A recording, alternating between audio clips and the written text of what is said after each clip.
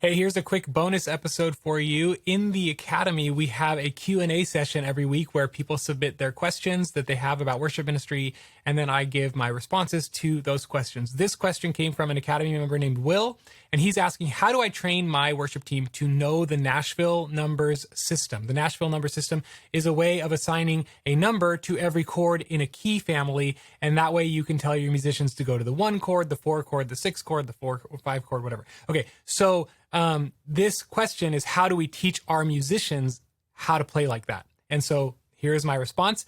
And if you'd like to join the Academy, I would love to have you inside. You can try it for $1 by going to worshipministrytraining.com. Hey, Will, thanks for your patience. I do have a lot of thoughts about this. First of all, I think it's great that you want to challenge your team to grow. I think the Nashville Number System is super helpful for all worship musicians in general, honestly. And then especially for worship leaders. You don't need to know it to be a great worship leader, but it does help, and it helps train your ear.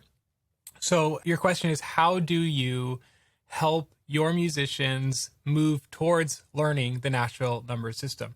I would say a few things. Number one, it takes time. So play a long game. Don't expect, okay, in the next month, all of our musicians are going to learn this. Set a more realistic goal of over the next year, I want 75% of our musicians to be able to play by numbers. Over the next 2 years, I want all of our musicians to be able to play by numbers. And then the question is, how do you actually practically go about getting them to play by the numbers? So I have a few thoughts.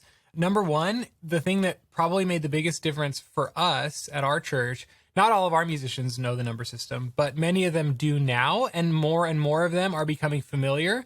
And it's just like a foreign language. When you're immersed in it, when you hear it constantly, your it's very smart, your brain, and it is able to put together patterns and put together pieces of the puzzle so that it becomes familiar with it.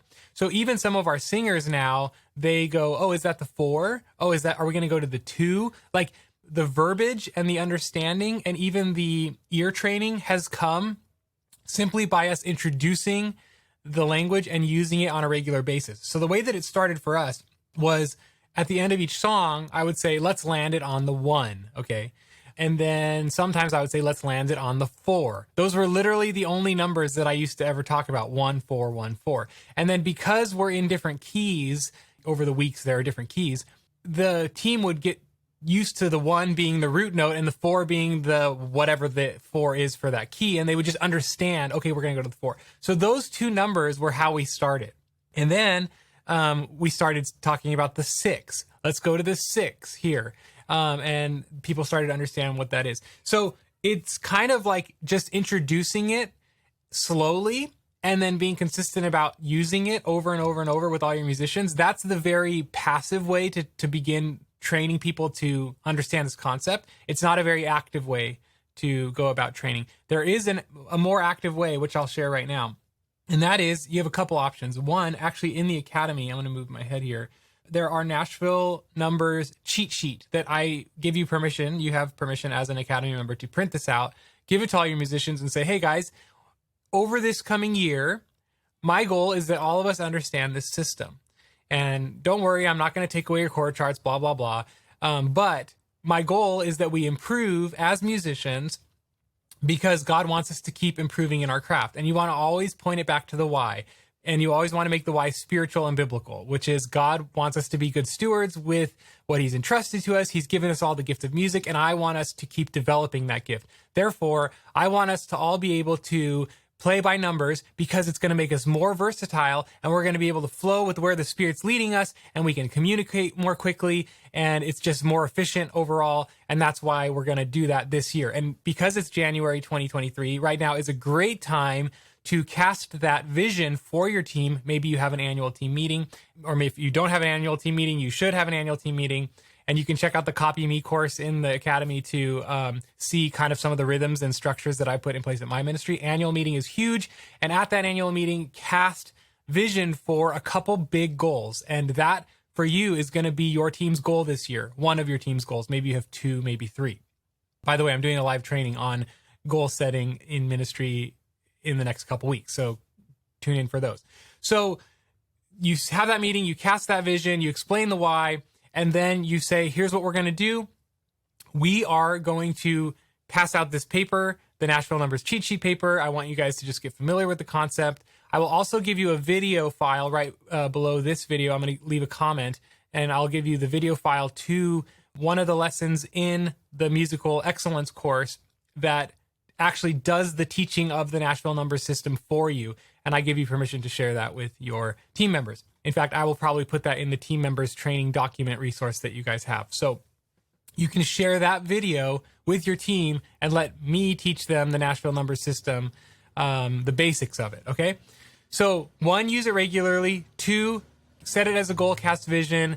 3, hand out that document. Here's your 4th way that you could do this is say, hey guys, once a week, 1 song per week, we're gonna not have chord charts printed for you because we want you to learn the songs by heart and we want you to train your ear so that you can just feel the chords instead of having to look at the chords. So maybe it's 1 song per week, maybe it's 1 song per month. I'm not sure what your musicians can handle, but I would say that that's a really healthy way to do it, where you print out the first 3 songs of chord charts, but the 4th song, they don't get it.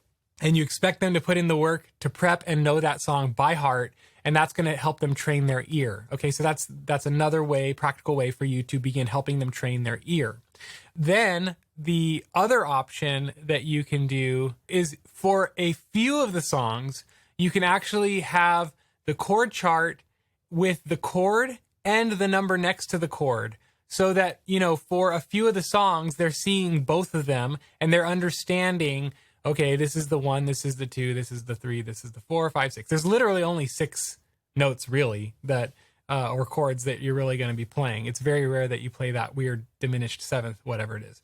So print out, 10 of your chord charts have the chord and the number next to the chord so that they get used to correlating the chord and the number together. So those are like 5 or 6 practical ways that you can begin training your team in this area. Most of your team will be able to follow along. There might be 1 or 2 that like never grasp it. And maybe eventually, they just fall off the back of the train as the train moves forward and you guys keep progressing and growing. Maybe those, less experienced musicians just realize like they can't keep up anymore and it's not their season anymore. And that's totally okay as well. You want to lovingly help them along, help them to try to stay on the train, help them to try to stay on the back of the train. You might even have to do some special one-on-one meetings with them. But eventually it might get to the point where either they or you say, maybe this season of your ministry is over, or they might say, I think my season of ministry is over. So that is how I would recommend you teach them the Nashville Numbers System. So I will put links to all the Academy resources that I talked about right below this video, and you can get those and share them with your team. I hope this helps. Let me know if there's anything else I can do for you. God bless. Hope this little bonus episode helped you, and just be patient with your musicians as you train them and help them improve. Again, check out the Academy. Would love to have you inside, worshipministrytraining.com. You can try it for $1. See you in the next episode.